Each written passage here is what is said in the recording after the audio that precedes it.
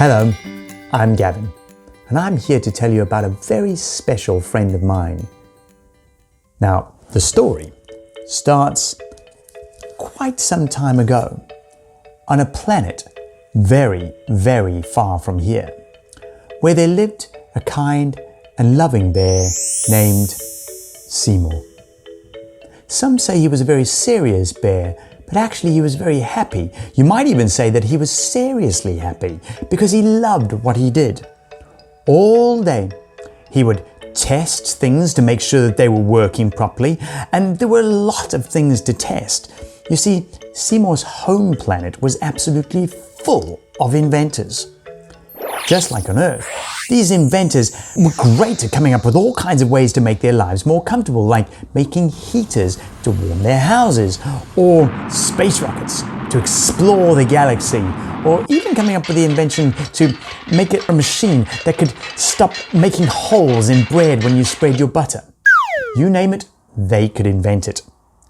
You might as well have called their world Planet Invention, but thankfully someone had come up with a much nicer name. Seymour's planet was called Absolutus Invenio, though most people just called it Invenio. The only problem was, just like on Earth, the machines and things that people invented on Invenio didn't always work properly.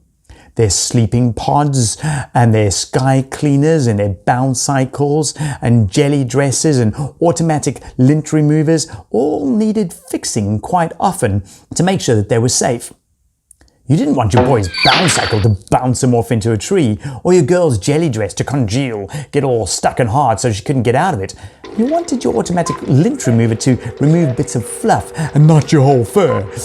So Seymour would do his checks, and if anything needed fixing, he would set the engineer bears to work. That was their job. Seymour was more than busy enough simply testing and checking.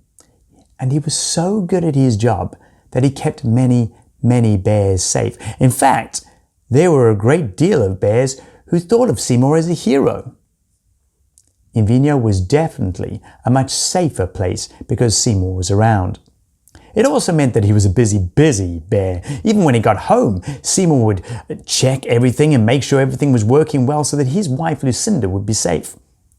Finally then, he would sit back and gently bob up and down on his solar-powered seesaw seat and laugh with Lucinda about the days when his children were young and still living at home.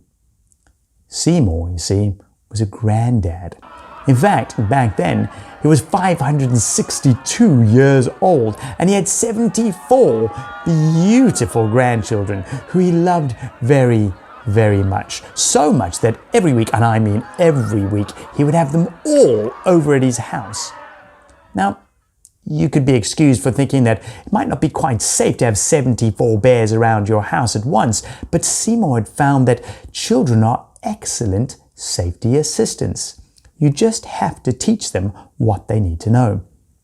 He found children incredibly clever, too, so it was easy to teach them, and children are so enthusiastic about learning. They love learning, so teaching them is fun.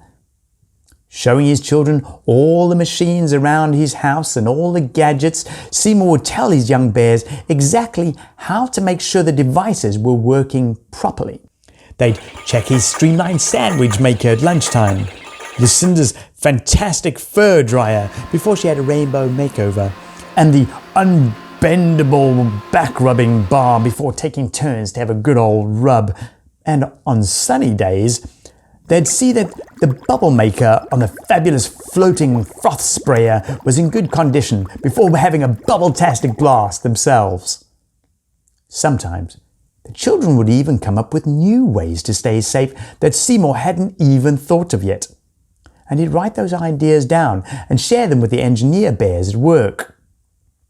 Quite often, there was so much safety work, though, that Seymour would complain to his wife that he was only one bear. "Well," said Lucinda while trying out a new knitting nanny machine, "perhaps you need to train some assistants then." It was a brilliant idea, thought Seymour, but all the engineer and inventor bears said they were too busy inventing and making and fixing stuff. In fact, there didn't seem to be a single adult who wanted to help. Then the idea struck him. He knew exactly who he would train to be his safety assistants. His grandchildren, of course. And that's precisely what he did. One day, when he went to work, all the other safety bears were huddled around one of the inventions Seymour liked to call the can't stop staring screen. The big screen was actually called a Berry Vision, and all the bears were oohing and ahhing at a reporter bear on the news talking about the brand spanking new super stellar space rocket.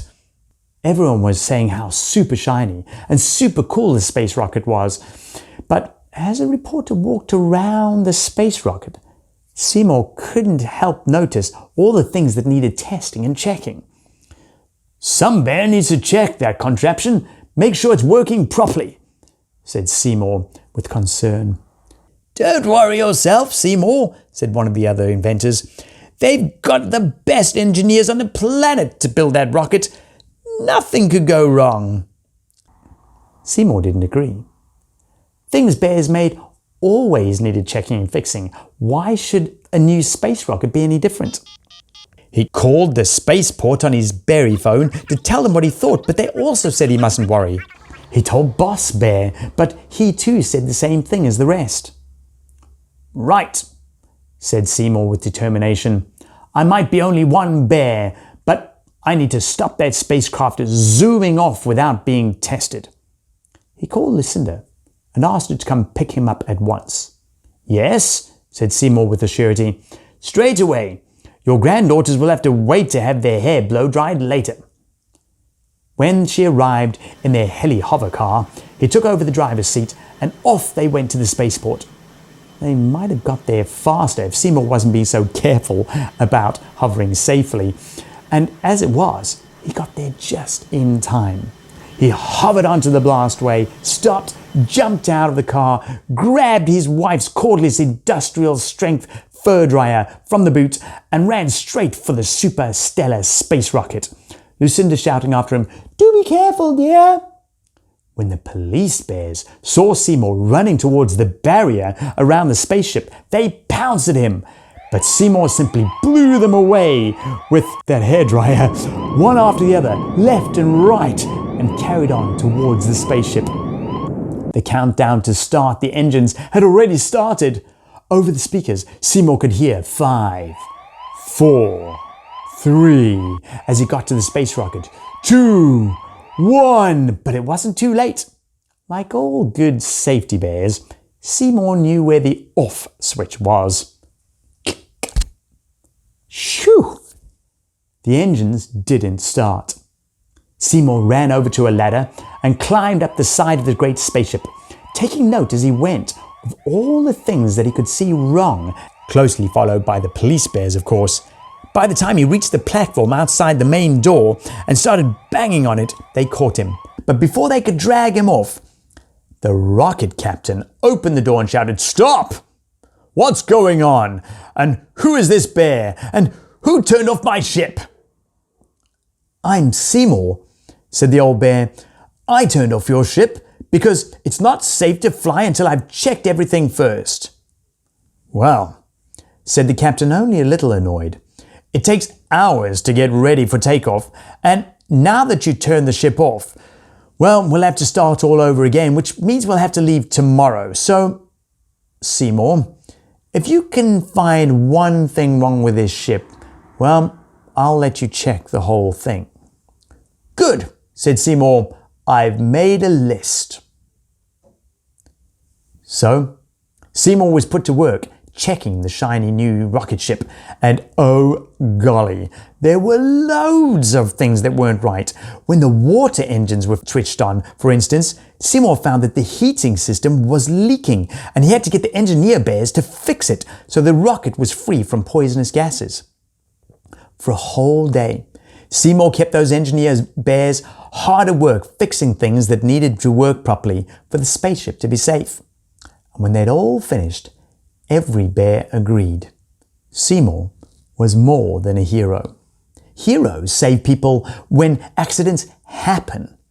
Seymour made sure accidents didn't happen at all. After the ship had been thoroughly tested and checked, President Bear himself came over to thank Seymour. "If it weren't for you, a great many bad things could have happened on the journey." "Don't thank me," said Seymour earnestly. "I'm just doing my job."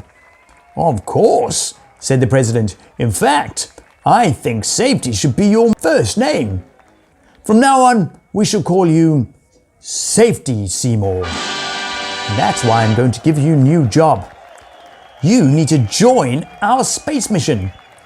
Our bears are flying off to distant planets to meet other creatures and to see if they can invent things for them. And we could perhaps do with someone to make sure the ship stays safe and maybe the other planets can stay safe too," winked the president. "Thank you, President Bear," said Seymour quite seriously, though inside he was very, very happy. "I'll do my best." It has to be said, Safety Seymour was seriously happy in his new job. He got to go to all kinds of cool and crazy planets to test and check their inventions and make sure the things they made were working properly. This meant that while he was on other planets, Seymour needed to train up other safety assistants. Adults were always too busy with other important things, so in the end, of course, it was the clever children that Seymour could count on to teach the adults how to stay safe. Everywhere Seymour went, there were creatures and people who would never forget the magical bear who made their planet an even safer place. Well, I hope you enjoyed the story, and I hope that you'll come back again, join Seymour on another great adventure.